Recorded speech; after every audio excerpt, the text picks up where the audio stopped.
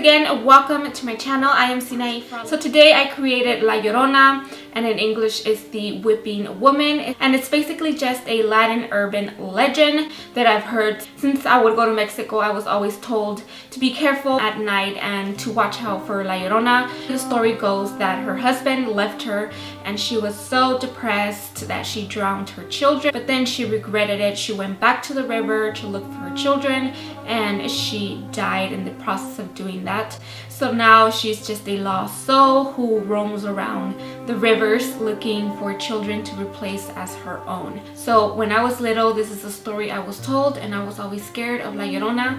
I have never heard her, or I have never seen her, so I don't know if she exists or not, but she still scares me. So if you guys want to know how I created this look, then go ahead and keep on watching. But before we get into the video, go ahead and subscribe to my channel before I come for you.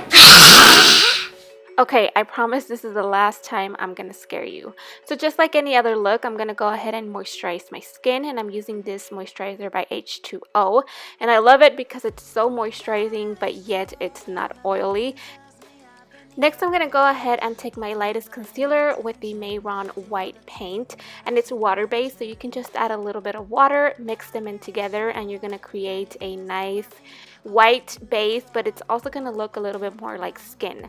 Now, I did try Mayron for the first time and I absolutely love it because it's not greasy. Last year I did a Halloween look on the Dead Bride, and I used the one that they sell in the Halloween store, and I just absolutely hated it because it was just so oily and it just moved around, it cracked, and this Mayron is absolutely the best for this. So I'm just using a huge beauty sponge that I got from the 99-cent store, applying this everywhere on my face, my ears, my neck, and also my shoulders.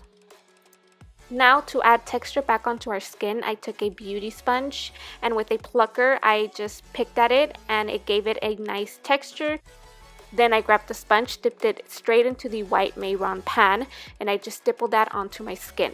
So I know that buying face paint could get a little bit more on the expensive side, so what I did was I just bought the primary colors, then I mixed them to create the colors that I would need. So for this green color here, I mixed the yellow and the blue, and I created a nice green shade. And then I just used a stippling brush to stipple that onto my skin and just add a nice touch of green, of dead green onto my skin.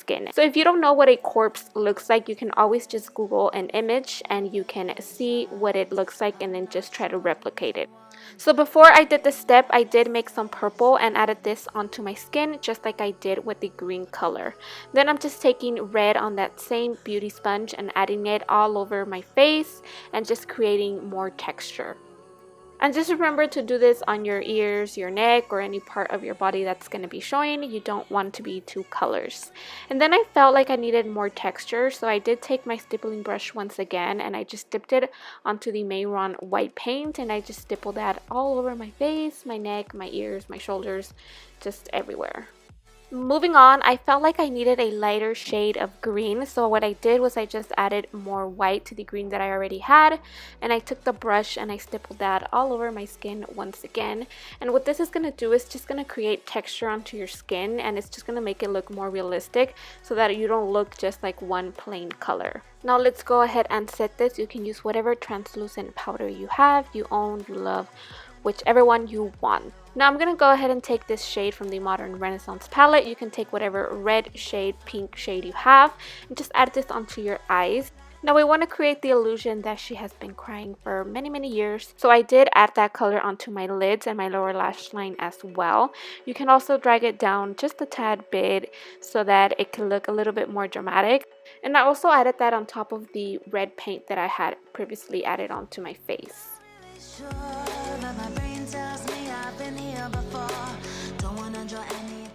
Now I'm gonna go ahead and start adding some shadow onto my face, and I just used this dark green color from the Subculture palette.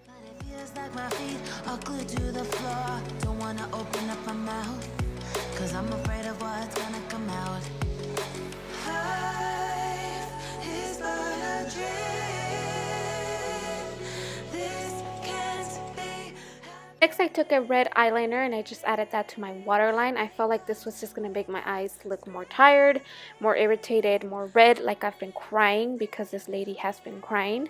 I don't know how many times I can say the word crying. But yeah, you can also use a black eyeliner, whatever you prefer.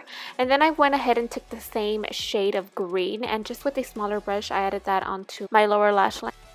So I felt like I was looking a little bit too light and my features weren't looking as strong as I wanted them to look. So I did contour with the same green shade from the Subculture palette.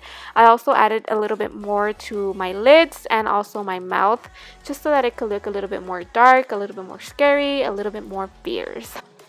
So I didn't care about my brows, that I almost forgot to fill them in. I just took a black pencil to fill in my brows. You don't have to be precise, or you don't have to have them exactly the same, because she is a crazy lady. So here I'm just looking at myself, trying to decide if I need anything else, and I decided that I would add a scar onto my face, or more like a cut. So the cut is just from her rubbing on her cheek, because she's been wiping her tears off for many years, and that is just what I imagined.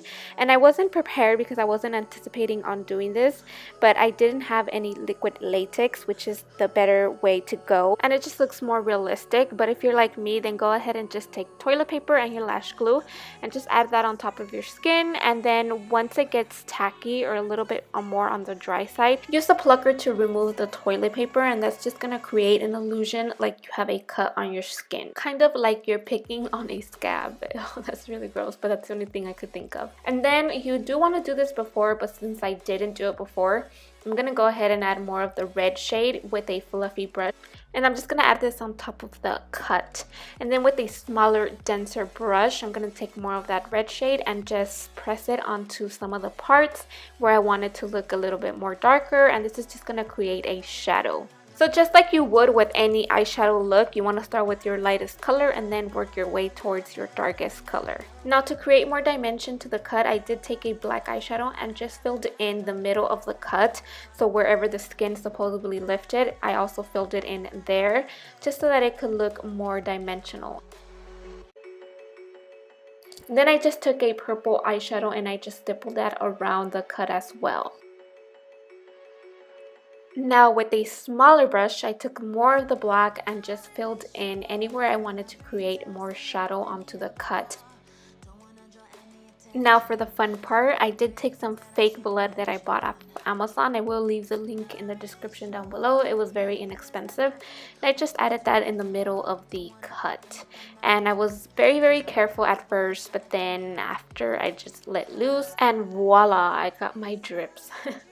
I was kind of scared that I was going to ruin the look, but I wasn't getting the effect that I wanted, so I was like, why not? Let's just do it. If I ruin it, I ruin it, whatever.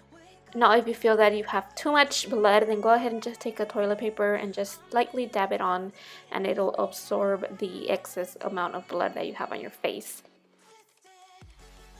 Then I just added blood onto my eyes. Right there I'm showing you how supposedly she was crying. And I added some on my mouth, and also I added more tears on the other side of my eye just to make it look like she's crying blood. And after that, I did also add some on my nostrils just to look a little bit more scary, but for some reason I didn't show it. So you want to go ahead and just add some spray. I'm adding spray to my face because you do want to look like you're wet, you know, like you've been in the river. And then you want to add some color contacts and you're ready to start crying. A llorar se ha dicho. I miss you.